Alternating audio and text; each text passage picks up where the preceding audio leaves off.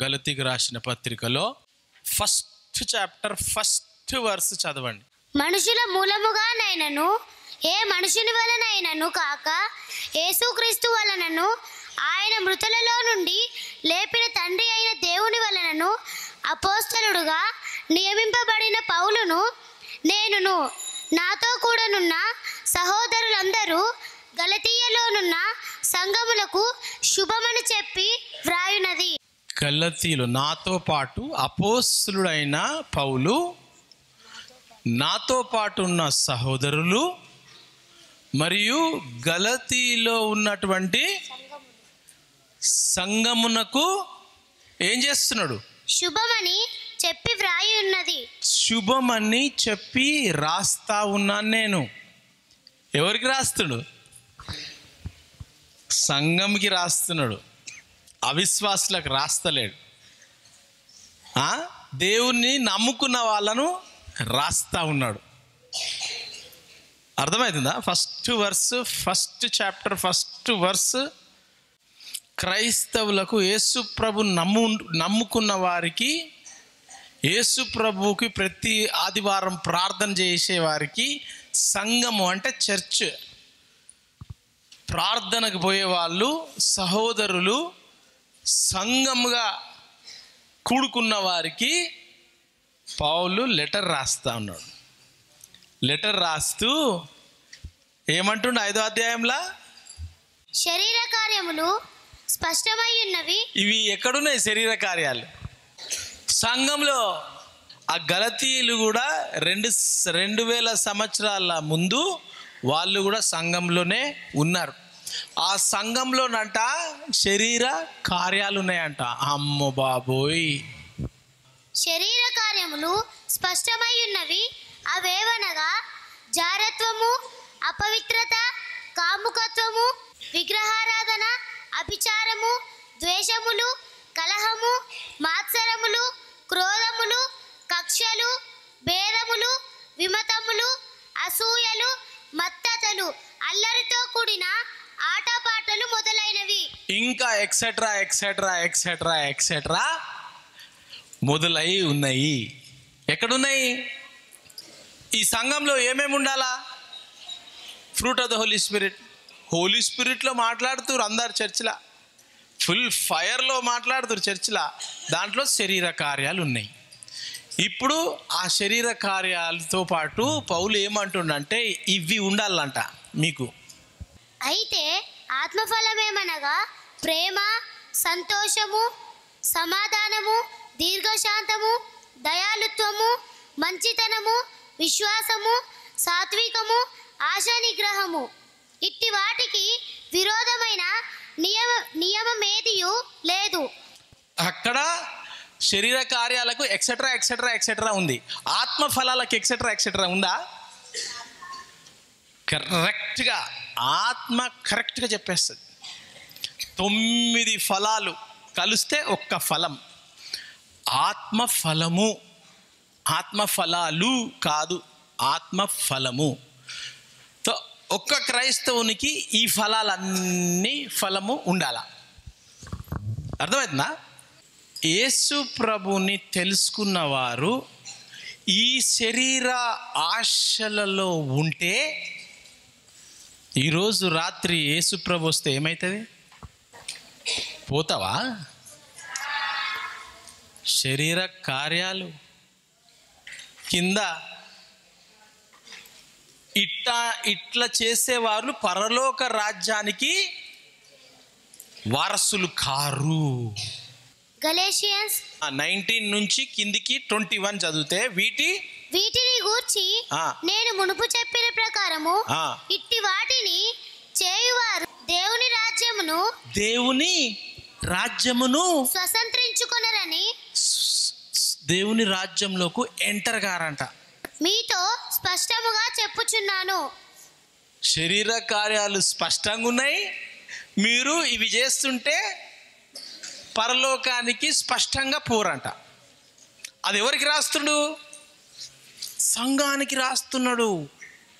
ప్రపంచంలో 6000 సంవత్సరాలలో జరగని యుద్ధం ఇప్పుడు జరుగుతుంది. దేవుడు సృష్టించినప్పటి నుండి ఇట్లాంటి యుద్ధము ఇజ్రాయెల్ దేశం మీద, ఇజ్రాయెల్ మీద, యూదుల మీద జరగలే, ఎప్పుడు జరగలే. యుద్ధం స్టార్ట్ అయితే ఏమైతే సార్, రష్యా కూడా నడుస్తుంది కదా, యుక్రెయిన్ కూడా నడుస్తుంది కదా, ఇండియా, పాకిస్తాన్, చైనా నడుస్తుంది కదా. ఈ యుద్ధంకి స్పెషాలిటీ ఏంటంటే ఈ యుద్ధము బైబిల్లో రాయబడి ఉన్నది. ఈ యుద్ధము సూచనలు బైబిల్ ఏమంటుందంటే ఇజ్రాయెల్ మీద దాడి చేసినప్పుడు నా రాకడ త్వరలో ఉంది అని అర్థం. Mark chapter 13. ఆయన దేవాలయములో నుండి వెళ్ళుచుండగా ఆయన శిష్యులలో ఒకడు, బోధకుడా, ఈ రాళ్ళేటివో, ఈ కట్టడలు ఎలాంటివో చూడమని ఆయనతో అనెను. అందుకు యేసు, ఈ గొప్ప కట్టడములు చూచుచున్నావే, రాతి మీద రాయి ఒకటినైనను ఇక్కడ నిలిచి ఉండకుండా పడద్రోయబడునని అతనితో చెప్పెను. ఆయన దేవాలయము ఎదుట ఒలీవల కొండ మీద కూర్చుండి ఉండగా, ఎక్కడ ఇప్పుడు యుద్ధం ఎక్కడ జరుగుతుంది? అక్కడనే జరుగుతుంది, యెరూషలేం, ఇజ్రాయెల్ దేశంలో. పేతురు, యాకోబు, యోహాను, ఆంద్రయాను వారు ఆయనను చూచి, 4th verse, ఇది ఎప్పుడు జరుగుతుంది అని ఇవన్నీ 2000 సంవత్సరాల ముందు జరిగిన కథ ఇది. యేసుప్రభు చెప్తున్నాడు. ఇవి ఎప్పుడు జరుగును, ఇవన్నీ నెరవేరబోవు కాలము ఏ గుర్తు కలుగును, అది మాతో చెప్పుమని ఆయనను ఏకాంతమందు అడుగగా, యేసు వారితో ఇట్లు చెప్పసాగెను, ఎవడును మిమ్మును మోసపుచ్చుకుండా చూచుకునుడి. అందరూ మోసగాళ్ళు బాగొస్తారు. అనేకులు నా పేరట వచ్చి యేసు ప్రభు నేనే అని వస్తారంట. నేనే ఆయనని చెప్పి అనేకులు మోసపుచ్చెదరు. మీరు యుద్ధములను గూర్చియు యుద్ధ సమాచారములను గూర్చియు వినునప్పుడు కలవరపడకుడి. యుద్ధ సమాచారాల గురించి మీరు వింటే భయపడకండి, కలవరపడకండి అంటుండు. ఇవి యుద్ధాలు జరుగుతున్నాయా? ఇవి జరగవలసి ఉన్నాయి. కానీ అంతము వెంటనే రాదు. అంతము ఎప్పుడు రాదు? జనము మీదికి జనమును, రాజ్యము మీదికి రాజ్యమును లేచును. జనాల మీదికి జనాలు లేస్తారంట, రాజ్యము మీదికి రాజ్యం లేస్తారంట. జనాల మీదికి జనాలు లేస్తుర్రా? మన దేశంలోనే లేస్తున్నారు. వేరే దేశాలు వదిలేసాయి, వేరే దేశాలలో కూడా చాలా జరుగుతున్నది. అక్కడక్కడ భూకంపములు కలుగును. భూకంపాలు వచ్చినాయా? మస్తుగా వస్తున్నాయి భూకంపాలు. కరువులు వచ్చును. కరువులు ఇవే వేదనలకు ప్రారంభము. ఇది ప్రారంభం అంట, ఇంకా ఎండ్ కాదు. ఇది ప్రారంభము, స్టార్టింగ్. మిమ్మును గూర్చి మీరే జాగ్రత్త పడుడి. వారు మిమ్మును సభలకు అప్పగించెదరు, మిమ్మును సమాజ మందిరములలో కొట్టించెదరు. మిమ్మల్ని యేసుప్రభు నమ్ముకున్న వాళ్ళని ఏం చేస్తారంట? చర్చిలో వచ్చి చంపుతారట. మీరు వారికి సాక్షార్థమై అధిపతుల ఎదుటను రాజుల ఎదుటను నా నిమిత్తము నిలువబడెదరు. సకల జనములకు సువార్త, యేసు ప్రభు గురించి సువార్త ముందుగా ప్రకటింపబడవలను. మీరు ఇక్కడికి రాకముందు చాలా మందికి యేసు ప్రభు గురించి తెలియదు. మరి మీరు పరలోకంకి వస్తారా? రాలేరు. పరలోకం రావాలనంటే యేసు ప్రభుని తెలుసుకోవాలా. ఎంతమంది ఉన్నారు యేసు ప్రభుని తెలుసుకోకుండా? హాఫ్ ఆఫ్ ద వరల్డ్ తెలియదు యేసు ప్రభుకి. ఎట్లా వాళ్ళు నరకం పోదామా? దేవుడు ప్రేమ సువార్త వాళ్ళకు ప్రకటించాలా, చెప్పాలా మనం. వారు మిమ్మును అప్పగించుటకు కొనిపోవునప్పుడు మీరు ఏమి చెప్పుదుమా అని ముందుగా చింతింపకుడి. ఆ గడియలోనే మీకేది ఇయ్యబడునో అదే చెప్పుడి. చెప్పువాడు పరిశుద్ధాత్మయే గాని మీరు కారు. పరిశుద్ధాత్మ మీ ద్వారా చెప్తాడంట. సహోదరుడు సహోదరుని తండ్రి కుమారుని మరణమున కప్పగింతురు. కుమారులు తల్లిదండ్రుల మీద లేచి వారిని చంపితురు. నా నామము నిమిత్తము అందరి చేత మీరు ద్వేషింపబడుదురు. యేసు ప్రభు నమ్ముకుంటే పో, వీడు క్రిస్టియన్ రా, వీడు పో, కులం ఏం కులం రా నీది, పో బయటికి పో అని చెప్పి దూషిస్తారంట నిన్ను. అంతము వరకు సహించిన వాడే రక్షణ పొందును. ఏంది రక్షణ ఎప్పుడు పొందుతారు? అంతం వరకు సహించేవాడు. నిన్ను కొడతారు, నిన్ను దూషిస్తారు, నీకు రేషన్ ఇయ్యరు, నీకు అన్నం ఇయ్యరు, నీకు ఫోర్స్ చేసి తంతరు, చేస్తారు, అంతా చేస్తారు. అంతం వరకు సహించేవాడే రక్షణ యేసు ప్రభు దగ్గరికి వెళ్తాడంట. మరియు నాశనకరమైన హే వస్తువు నిలువరాని స్థలమందు నిలుచుట మీరు చూచునప్పుడు చదువువాడు గ్రహించుగాక. యూదాయలో ఉండువారు కొండలకు పారిపోవలెను. మిద్దె మీద ఉండువారు ఇంటిలో నుండి ఏదైనాను తీసుకొని పోవుటకై దిగి అందులో ప్రవేశింపకూడదు. పొలములో ఉండువాడు తన వస్త్రము తీసుకొని పోవుటకు ఇంటిలోనికి తిరిగి రాకూడదు. అయ్యో, ఆ దినములలో గర్భిణులకును పాలిచ్చు వారికిని శ్రమ. అది చలికాలమందు సంభవింపకుండవలెనని ప్రార్థించుడి. అవి శ్రమగల దినములు. దేవుడు సృజించిన సృష్టాంత్య దినుండి ఇది వరకు అంత శ్రమ కలుగలేదు, ఇక ఎన్నడూను కలుగబోదు. ప్రభువు ఆ దినములను తక్కువ చేయని ఎడల ఏ శరీరియు తప్పించుకొనకపోవును. ఏర్పరచబడిన వారి నిమిత్తము అనగా తాను ఏర్పరచుకొనిన వారి నిమిత్తము ఆయన ఆ దినములను తక్కువ చేసెను. కాగా ఇదిగో క్రీస్తు ఇక్కడనున్నాడు, అదిగో అక్కడనున్నాడు అని ఎవడనైనను మీతో చెప్పిన ఎడల నమ్మకుడి. ఎవరైతే క్రీస్తు ఇక్కడున్నాడు, క్రీస్తు అక్కడున్నాడు, ఆడిపోదాం, ఆ చర్చికి పోదాం, ఇక్కడ పోదాం, అక్కడ పోదాం నాడు అని అన్నవాళ్ళు ఎవరెవరైతే అక్కడ పోతారో, ఎవరు పోతారో తెలుసా?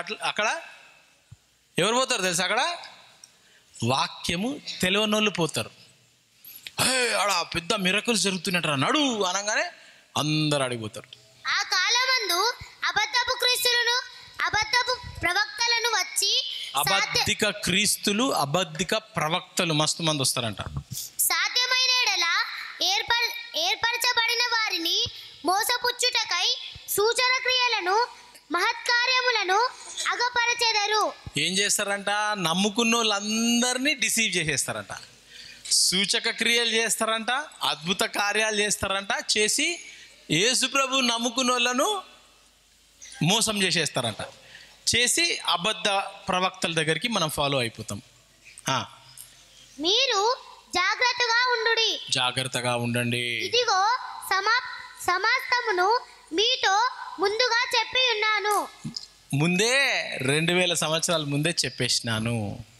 ఆ దినములలో ఆ శ్రమ తీరిన తరువాత చీకటి సూర్యుని కమ్మును, చంద్రుడు తన కాంతిని ఇయ్యడు, ఆకాశము నుండి నక్షత్రములు రాలును, ఆకాశమందలి శక్తులు కదలింపబడును. ఆకాశము నుండి శక్తులు కదలించబడతాయంట. సూర్యుడు కాంతినివ్వడంట, చంద్రుడు ఎర్రబోతాడంట, ఎర్రగైపోతుందంట చంద్రుడు. నక్షత్రాలు పడతా ఉంటాయంట మీదికి, మొత్తం కదిలిపోతూ ఉంటాయి ఎండ్ డేస్లో. అప్పుడు మనుష్య కుమారుడు మహాప్రభావముతో మహిమతోను మేఘరుడై వచ్చుట చూచెదరు. మేఘాల మీద మహిమ స్వరూపుడై మేఘాల మీద యేసు వచ్చుట మనము చూస్తామంట. అప్పుడు ఆయన తన దూతలను పంపి భూమి అంతయు మొదలుకొని ఆకాశమంతము వరకు నలుదిక్కుల నుండి తాను ఏర్పరచుకొనిన వారిని పోగు చేయించును. ఈ దేవదూతలన్నీ north, south, east, west, America, Australia, Africa Suryapet, Kurnool, Warangal, Kazipet, Karimnagar అన్ని దగ్గర నుంచి దేవదూతలు యేసుప్రభుని నమ్ముకున్న వారిని సమకూరుస్తాయంట. అంజూరపు చెట్టును చూచి ఒక ఉపమానము నేర్చుకొనుడి. దాని కొమ్మ ఇంకా లేతదై చిగురించునప్పుడు వసంతకాలము సమీపముగా ఉన్నదని మీకు తెలియను. ఆ ప్రకారమే మీరు ఈ సంగతులను జరుగుట చూచునప్పుడు ఆయన సమీపముననే ద్వారము దగ్గరనే ఉన్నాడని తెలుసుకొనుడి. ఇవన్నీ జరుగుతున్నాయి అని అంటే దానికి అర్థం ఏంటి? చెట్లన్నీ ఎండిపోతున్నాయి, చెట్లన్నీ ఆకులు కింద పడిపోతున్నాయి. దాని అర్థం ఏంటి? ఎండాకాలము వస్తుంది. యేసు ప్రభు రెండో రాకడ వచ్చే ముందంట ఇవన్నీ సూచక క్రియలు జరుగుతూ ఉంటాయంట. ముఖ్యమైన సూచక క్రియ ఏంటంటే ఇజ్రాయెల్ మీద అటాక్ జరుగుతుంది. ఇప్పుడు అటాక్ జరుగుతుంది ఇజ్రాయెల్ మీద. యేసుప్రభు వస్తాడు అని నేను చెప్తలేను, రావచ్చు, ఈరోజు రాత్రే రావచ్చు, చెప్పలేం, నాకు తెలియదు. సూచక క్రియలు ఏంటి? దానియేలు గ్రంథంలో ప్రకటనలో ఇజ్రాయెల్ గురించి రాయబడి ఉన్నది. వాక్యం తెలిస్తే ఎజికియల్ కూడా రాయబడి ఉన్నది. ఇజ్రాయెల్ మీద దాడి చేస్తారు అని ఇప్పుడు జరుగుతుంది అక్కడ. యేసు ప్రభు మరి ఈరోజు రాత్రి వస్తారా, రేపు వస్తారా, ఎల్లుండి వస్తారా నాకు తెలియదు. కానీ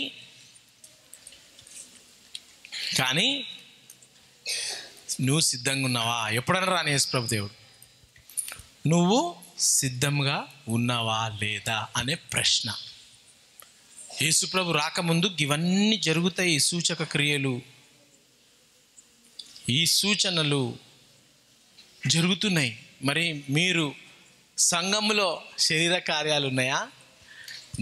దుష్టమైన కార్యాలు ఉన్నాయి. మరి మీ మధ్యలో ఉన్నాయా ఆ కార్యాలు? మీ మధ్యలో ఇలాంటి కార్యాలు ఉన్నాయా? మరి యేసుప్రభు వస్తే నువ్వు యేసుప్రభుతో వెళ్తావా, ఈయన్నే ఉండిపోతావా? యేసుప్రభు ఈరోజు రాత్రి వచ్చిండు, మీరు వెళ్ళాలి అని అంటే మీరు యేసుప్రభును సొంత రక్షకునిగా అంగీకరించుకోవాలి. చెడ్డ కార్యాలు వదిలిపెట్టాలి. అప్పుడు మనము యేసు ప్రభుతో వెళ్తాం.